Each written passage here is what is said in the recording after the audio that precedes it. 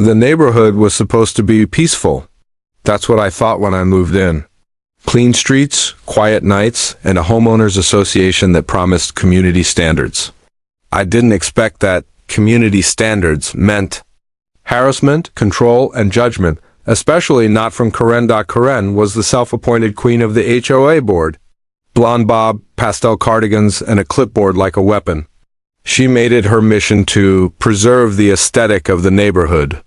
And apparently my parked van and older, dented Dodge offended her royal sensibilities. She marched up to my door one morning with a fake smile that didn't reach her eyes.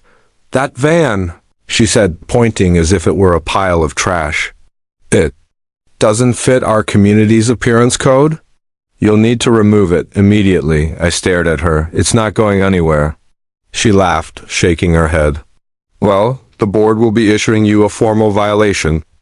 Honestly, it looks like something out of a scrapyard. I clenched my jaw. She didn't know. She didn't want to know. That van had taken relief supplies into flood zones.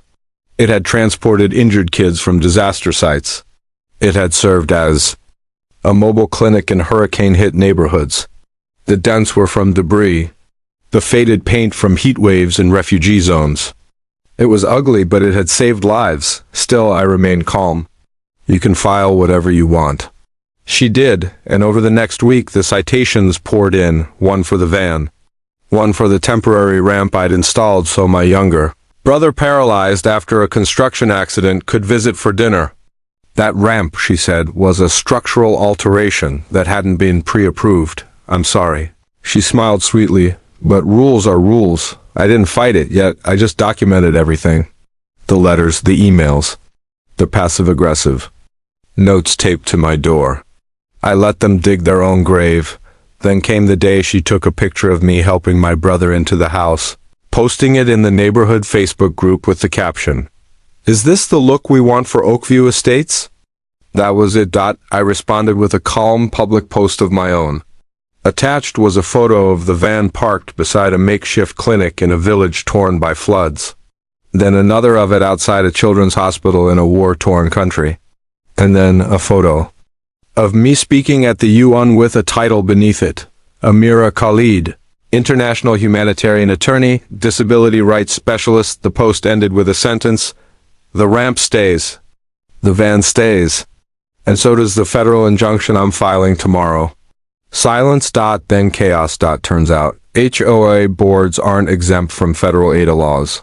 Within 48 hours, the Regional ADA Enforcement Office contacted me directly.